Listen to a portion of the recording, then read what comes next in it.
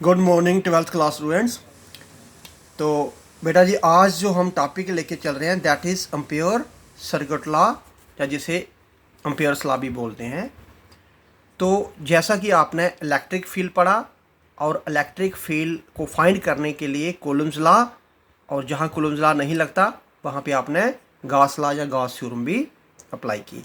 ऐसे ही जब magnetic field आप पढ़ रहे हैं तो मैग्नेटिक फील्ड आप बायर्ड लॉ के थ्रू भी निकाल सकते हैं, जो आपने लास्ट लेक्चर में पढ़ा। और ऐसे ही इसका एक और अल्टरनेटिव फॉर्म भी है, आप एम्पियर्स लॉ से भी मैग्नेटिक फील्ड को फाइंड कर सकते हैं, राइट। अब क्वेश्चन ये है कि ये एम्पियर्स लॉ क्या कहता है। एम्पियर्स लॉ कहता है कि अगर हमारे पास कोई भी मैग्नेटिक फील्ड का अगर आप लाइन इंटीग्रल ले लें, है ना, जैसे आपने इलेक्ट्रिक फ्लक्स में क्या किया था, इलेक्ट्रिक फील्ड का सरफेस इंटीग्रल। तो सरफेस इंटीग्रल के लिए small part of the surface जिसे डीएस बोला था, वही आज लाइन इंटीग्रल। तो लाइन की लेंथ एल, स्मॉल लेंथ को डीएल बोलते हैं। तो line integral of the magnetic field, है ना, ये आ गया लाइन इंटीग्रल। ओ ये जो सर्कल हमने ड्रा किया इंटीग्रेशन के साइन के ऊपर, it means over the close loop, कि आप लाइन इंटीग्रल किसका ले रहे हैं, मैग्नेटिक फील्ड का ले रहे हैं, है ना। किस पर ले रहे हैं, ओवर द क्लोज लूप ले रहे हैं, is equal to mu naught times जितना उस लूप में करंट फ्लो कर रहा होगा।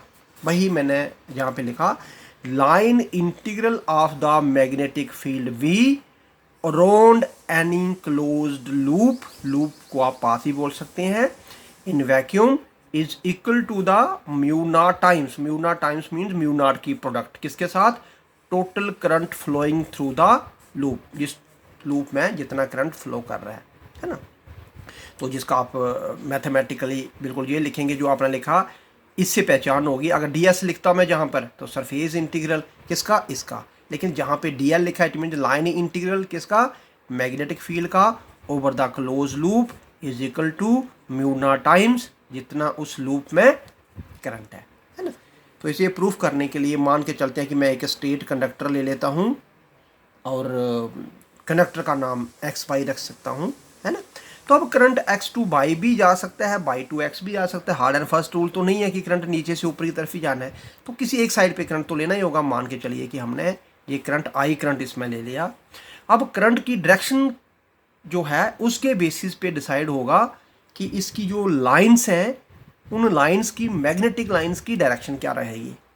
एक तो आप पहले ही पढ़ चुके हैं कि मैग्नेटिक फील्ड लाइंस एक स्ट्रेट कंडक्टर की कंसंट्रिक सर्कल्स की शेप में होती है, कंसंट्रिक सर्कल्स की फॉर्म में होती हैं।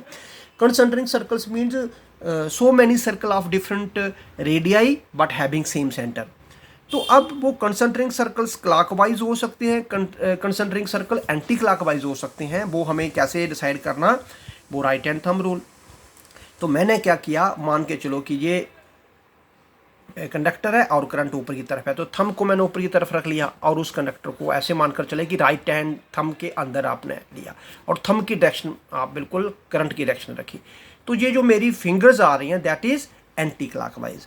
तो इसमें जितनी भी लाइन्स होंगी वो कैसे होंगी, एंटी क्लॉकवाइज, है ना। तो बहुत सारी लाइनें हैं, तो मैं क्या करता हूँ उसमें से एक लाइन लेके चलता हूँ और ये डायरेक्शन दे देता हूँ कि इसकी डायरेक्शन जो है एंटी क्लॉकवाइज है जी, और इसकी रेडियस जो है वो आर है।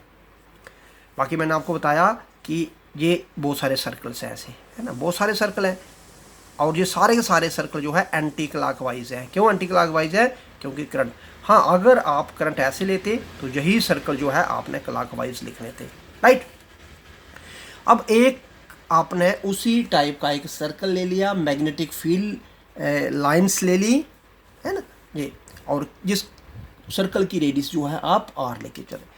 मान के चलो कि ये एक पॉइंट है इस सर्कल पर पी, और इस पॉइंट पर मुझे क्या करना है, डायरेक्शन बतानी है मैग्नेटिक फील्ड की। तो आप वैसे आपको पढ़ाया गया है कि उसी पॉइंट पर आप क्या कर लीजिए, टेंजेंट ड्रा करिए और जो उसकी डायरेक्शन रहेगी वही मैग्नेटिक फील्ड की डायरेक्शन रह जाएगी। तो मैं क्या करता हूँ, इस पी पर एक स्मॉल एलिमेंट ले लेता हूँ जिसकी लेंथ में डी एल, है ना।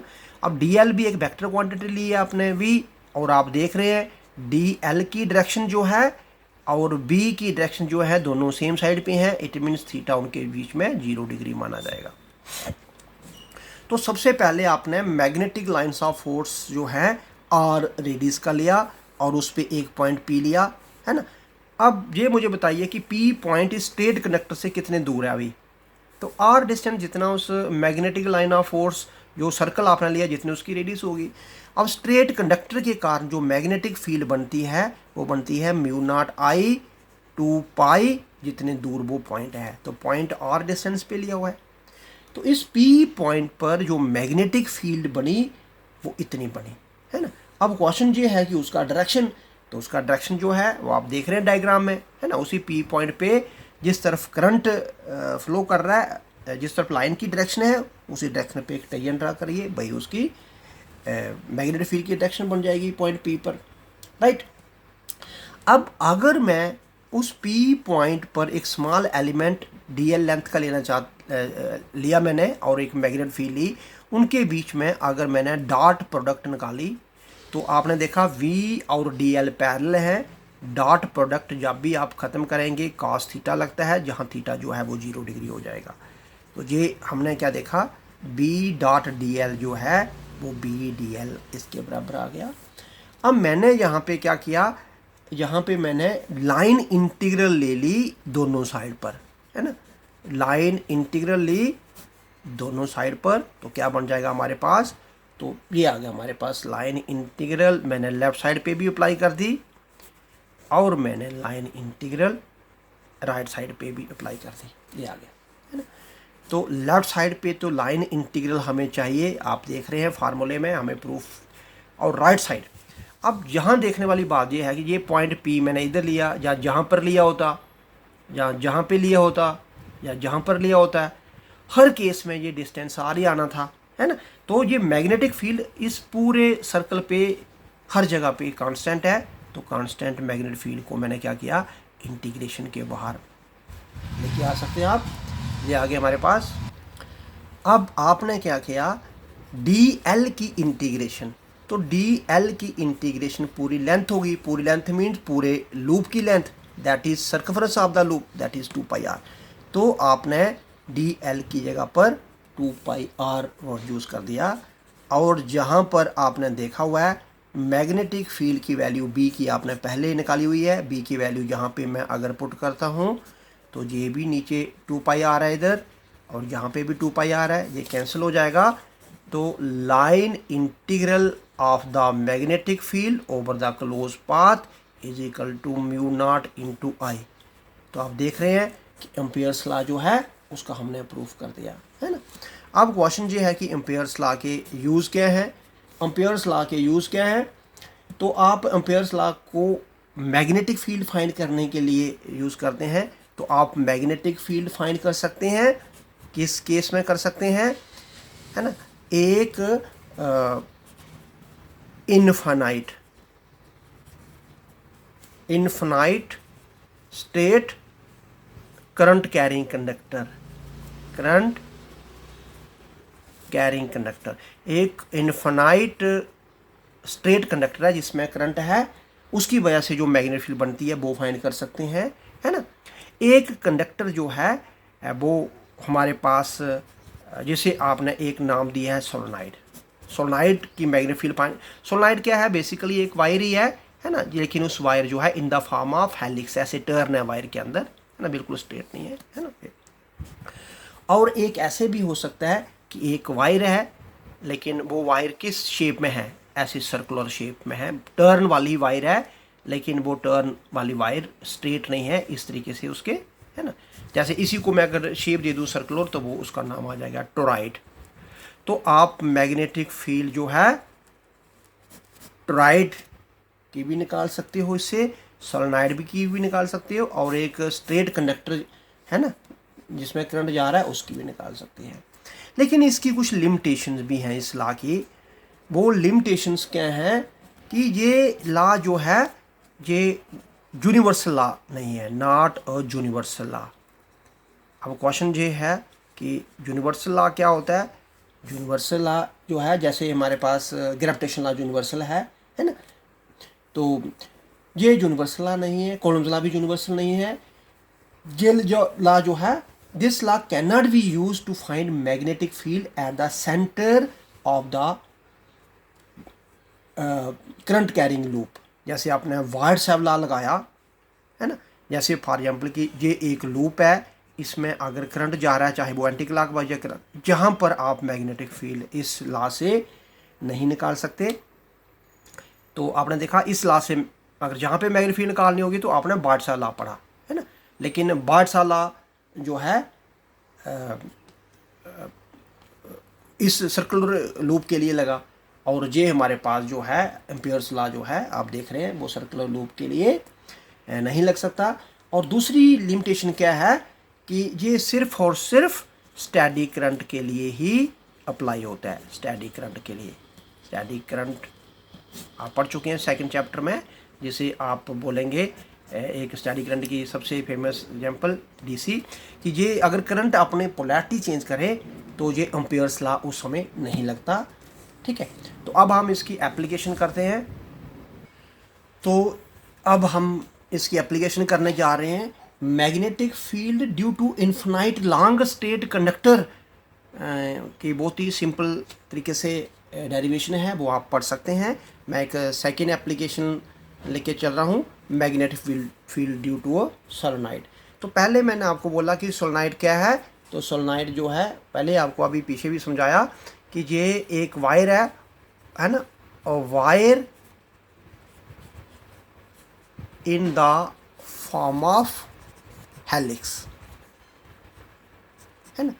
इसमें बहुत सारे टर्न होने चाहिए, ये बहुत सारे टर्न होने चाहिए, लेकिन जिसका टर्न का जो डायमीटर है ना, उसके लेंथ के कंपैरेटिवली बड़ा कम होना चाहिए।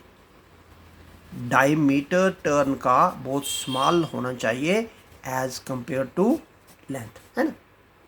बट आपको जब कहीं पेपर में लिखना होगा तो इस कंडीशन को लिखने की जरूरत नहीं, आप सिंपली लिखें और current carrying wire, but the wire must be in the form of helix is called a solenoid, है ना। तो मान के चलिए कि हम एक सोलेनॉइड लेते हैं, और सोलेनॉइड में जैसे ही मैं डायग्रामिकली भी आपको शो करता हूँ, ये हमारे पास सोलेनॉइड है, और एक बहुत लंबी सोलेनॉइड है जिसमें बहुत सारे टर्न हैं। और मान के चलें कि हमारे पास ये आपने एक सेल लगा दिया, और जैसे सेल लगाया जहाँ से करंट चलना शुरू हो गया है ना, इस टर्न में करंट जाएगा, फिर ऐसे, फिर इधर, और फाइनली हमारे पास ऐसे होके करंट जहाँ से बाहर आ जाएगा।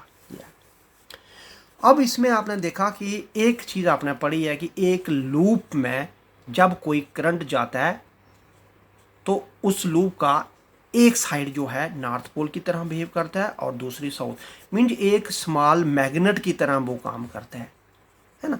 इसका मतलब हो गया इस सोलेनॉइड में बहुत सारे लूप है, और इट मीन्स इस हर लूप का एक नॉर्थ पोल, एक south pole, north pole, south पोल।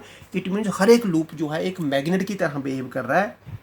और अंडरस्टूड है कि जहाँ मैग्नेटिक लाइन्स ऑफ फोर्स का भी कंसर्न होगा, है ना। तो आप जहाँ से लाइनें जो हैं निकलेंगी बाहर, और दूसरे एंड से लाइनें अंदर आ जाएगी। अगर मैं जहाँ बात कर रहा हूँ, है ना, अगर इस एंड को मैं देखूँ तो ये वाला टर्न पहले आया, अगर इसमें देखूँ मैं तो करंट कैसे है जहाँ पे, तो आप जहाँ पे करंट जो है, तो अब इस लूप का देखिए, ये अगर ये देखिए तो ये करंट हमारे पास इधर क्लॉकवाइज दिख रहा है, इट मीन्स एक एंड जो है साउथ पोल की तरह बिहेव करेगा। अगर मैं इसके लास्ट पोर्शन को देखूं तो ये करंट हमें एंटी क्लॉकवाइज दिख रहा है, इट मीन्स ये एक नॉर्थ पोल की तरह बिहेव करेगा, है ना। तो ऐसे ही इसका south pole, north pole, south pole, north pole, south pole, north pole, और लास्ट वाला हमारे पास नॉर्थ। तो ये एक बहुत बड़ा मैग्नेट बन गया, है ना।